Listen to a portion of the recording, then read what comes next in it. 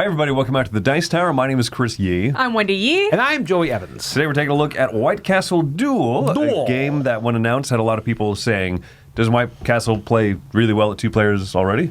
Yes, Yeah. it does. Was Yes, that it kind of does. your first impression, your first thought on it? Yes. But I was still excited about it. 100% I was excited. There's been a lot of good games that have had these dual two-player type things.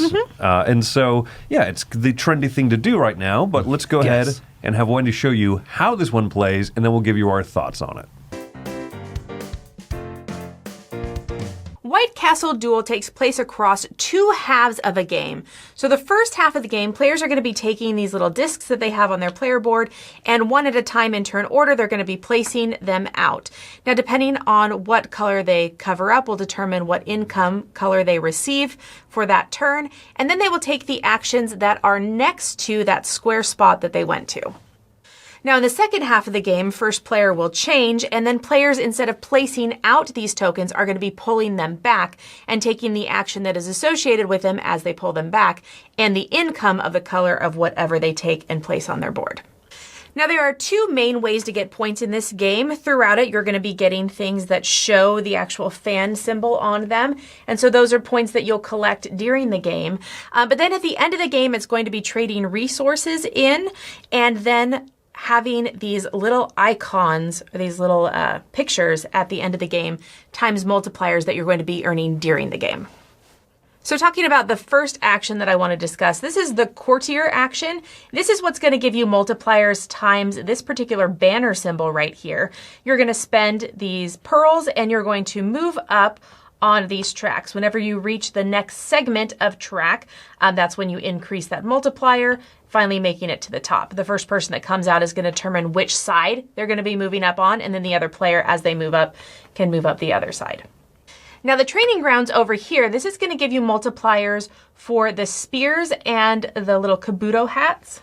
When you choose to take this action, you pay the cost at the top on either the left or the right, and then it's going to give you that multiplier. You're going to place out your disc on whatever spot you pay for, and you're going to choose to gain one of the benefits at the top. For example, this one lets you take that courtier action again, but just at a discount of 1 pearl. Next, we have the garden action over here. This costs rice for higher or lower amounts. It is going to give you those symbols at the bottom. So once you've placed your disc on a column, you gain the immediate benefit at the top, and then you will have that symbol for your end game at the end of the game. Finally, the action space below it, this is going to let you spend random goods, kind of goods of your choice, to be able to get these little discs here that are symbols or points for your end game, or you can choose to gain a card by paying an additional resource. So next, let's talk about cards. The cost is in the upper left-hand corner. You're going to be paying daimyo and or money. Then you're going to go ahead and place it out in the row next to your player board over here, and you're going to gain the benefit at the bottom immediately. These cards are going to give you great instant bonuses, but then one of the other action spaces is to be able to flip over 2 cards. Now, when you flip over cards, you're going to flip them over and they're going to now show the symbol that's on the side. So this symbol we don't have yet, but once I flip it, I will have access to that symbol for my endgame multiplying. A couple other things I want to point out is that you'll keep track of your resources on these tracks over here. There's 3 main resources. There's also this swipperoo little tile that you can get throughout the game. There's ways to earn that, and that allows you to switch up some of these action space tiles throughout the game. And then finally, there's going to be cards and ways that allow you to get more of these incomes. Some games have these more commonly than others. But they just allow you to slip in those so that you can have greater income as you go throughout the game. So the game finishes after players have done both those halves of the game, so the placing out of all the little disc tokens and then the bringing them all back. At the end of that, you're going to go ahead and see where everyone's at on the point tracker. They're going to add points for resources, so all coins and daimyos are 5-1, and then each one of these resource tracks are just going to be points based on where they've reached on each one of those tracks. And then finally, you're going to add up your multipliers. So the way that these origami birds work is you have white origami birds and you have blue filled in origami birds. They're going to be multiplied by each other. So right now, let's pretend this is here. Right now, yellow has 2 whites and they have 1 blue, so they'd be getting 2 points for origami birds. And then they have katanas, which I called spears earlier, but they have one katana and then they have one multiplier by katana over here, so they'd get 1 point for that. Obviously, they would have collected a lot more by the end of the game, but that's how the multipliers work. The same thing over here with the banners. Let's say that blue had 2 banners out, so they would get 2, plus this one here, so they would get 3 banners times the one-time banner that they are at level-wise. All right, and after you add all that up, you see who the winner is, and that's briefly how you play White Castle Duel.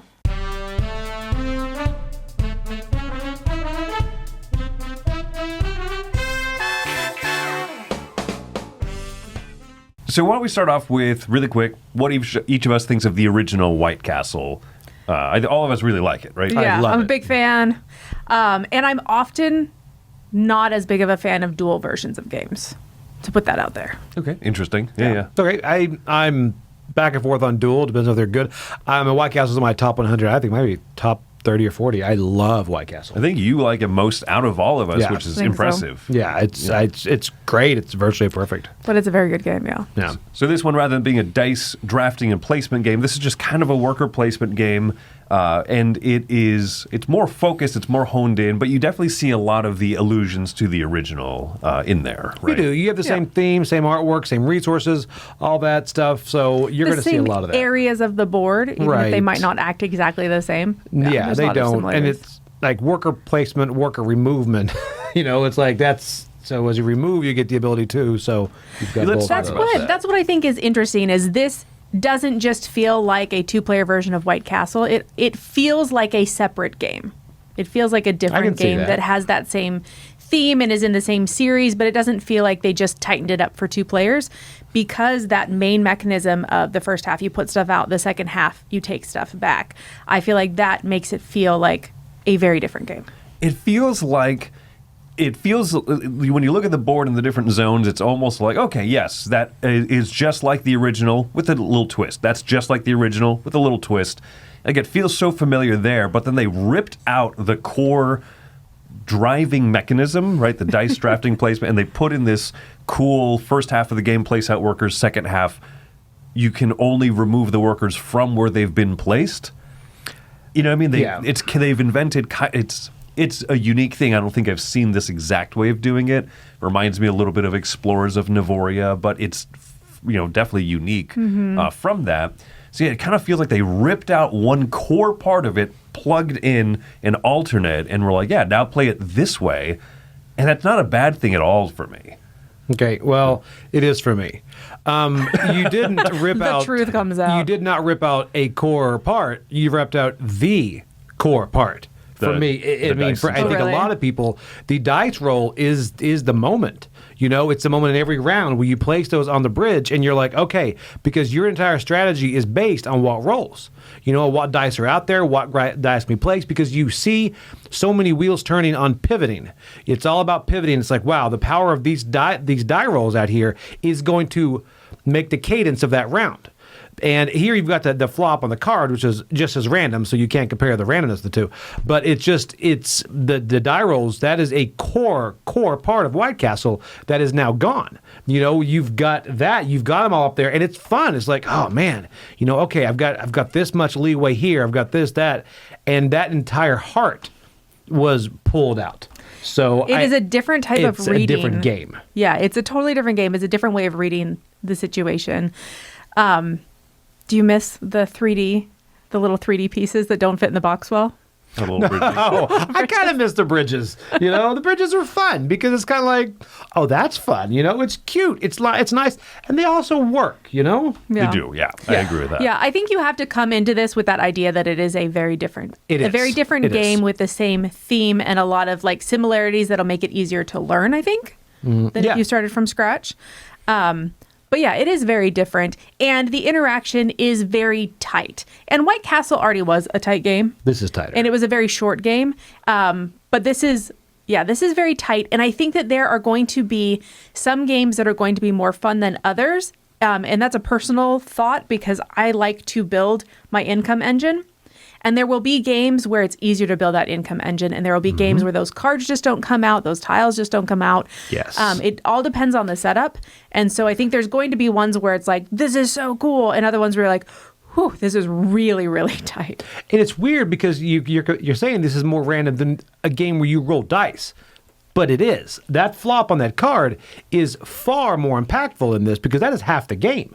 As those come out, it's like that can really skew one way or another to take over a majority of that game. I don't know that I would say it's more random, but you are more beholden to what is out there, right? Yes. You have to really read the board state at the beginning and be like, okay, this is a game that there's not going to be a lot of ways to get those income cards.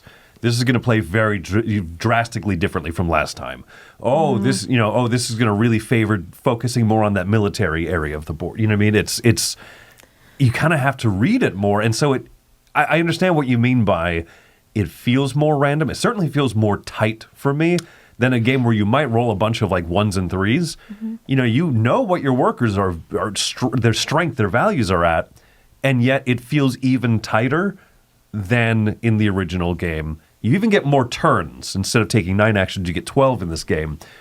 But those last few are very beholden to the locations where workers are still left out there. That's it. There are points where you're like, I guess I could do this, and not as many options. Now, when you say tight, White Castle is tight, which is what makes it a great game. But this is even tighter, and because of that tightness, I think this has the highs and lows, but they're not as grand as White Castle, I think, because of how tight everything is. Because there's a tightness where you're like, I won't ever be able to do that. And later in White Castle, you can be like, oh, I actually can because of this. This one, when you say I won't ever be able to get there, you probably can't. Because it is very tight. You can pivot. That's right, but I don't think it's as wide of a swath. Well, and I think that is where those swapping action tokens become so important. Yeah. Getting those in the game, and a lot of times you have to give up an action to be able to go to the well to get those, right? So you feel like you're giving up something so you can take something later, but those later actions are so important because you know exactly what you need.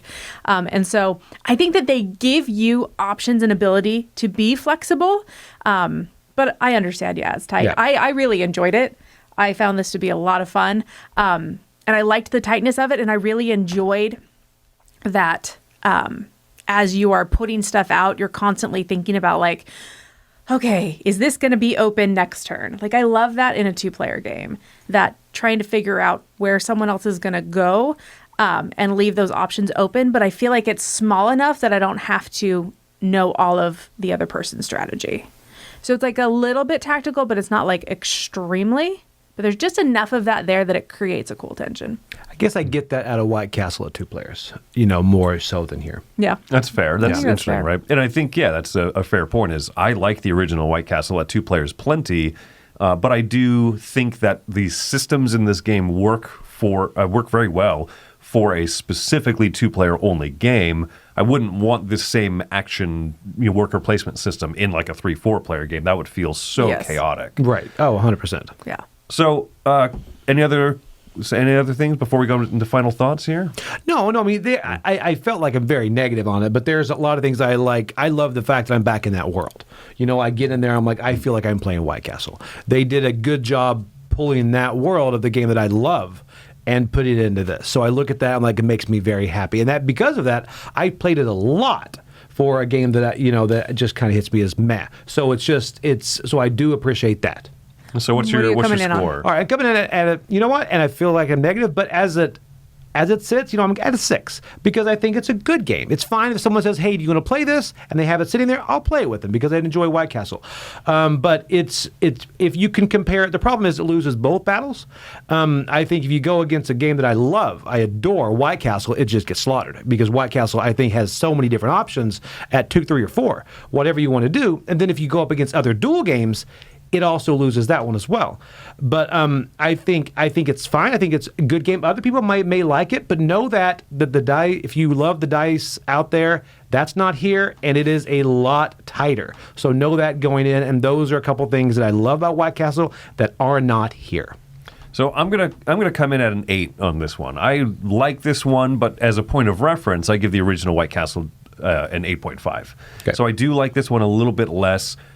But I also appreciate what it's doing. That worker placement system, I think, is so clever especially for a duel game, because if I go to a spot, if I refuse to go to this spot, I also know that I'm refusing my opponent getting the ability to take from there in the second half of the game. It's this interesting setup and then kind of not digression, but you can only repeat from where you've been. I think that works really well as a dual format game. Yes, I think the resources are tighter, but I do think there's enough little ways to kind of squeeze and work around it, and I was surprised how much I can accomplish by the end of a game, but probably not your first game. You're probably going to do pretty bad your first game. Yeah, that's fair. And then see how you kind of work around it. So I think it's a solid game, and it's enjoyable, but I might more often reach for the original one, personally. Yeah. I'm going to give this an 8.5. I think this was excellent. I really enjoyed the tension of the two players. And I look at this game as a separation from White Castle. Like, I'm not going to play them. I'm not going to sit down and play them together. Like, I'm looking them as separate. Yeah. Right? And so I think I do like White Castle a little bit more. I still think it's a better game. But I think this is fabulous. And if you want a good two-player game and you're like, okay, I'm done with White Castle, let's not play that tonight. Let's play something else. Like, I would pick this. So I still think it's up there. I like how quick it is. I like how you get to do a little bit of that engine building. And I really enjoy that we feel like we're doing different things, but we're doing a lot of the same stuff. I also think that the scoring is interesting, the way you have those multipliers with the different symbols. So you have to kind of lean into one set of symbols and the multipliers there. I just think there's a lot of really cool stuff going on. It is tight, and I think there are going to be games that are more fun than others just based on my love for engine building. But even the games that don't have that, I still really enjoyed.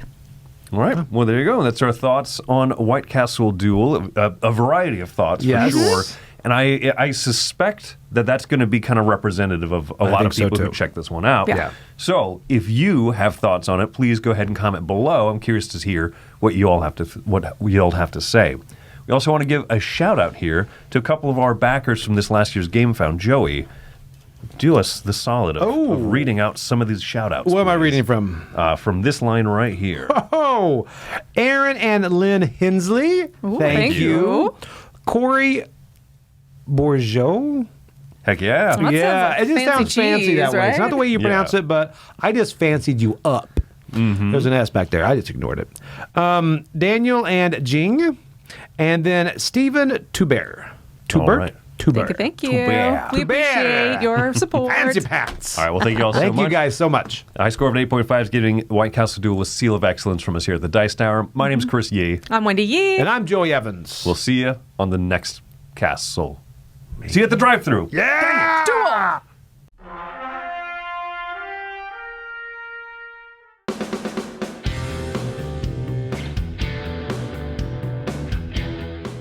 Hey everybody, thanks for watching this video. If you like this review or whatever you just watched, wasn't it amazing? Check out our channel, Dice Tower. We have all kinds of things. We review games, we do top 10s, we play games live. It's all about board games, but especially the people who play them. Check out Dice Tower YouTube channel.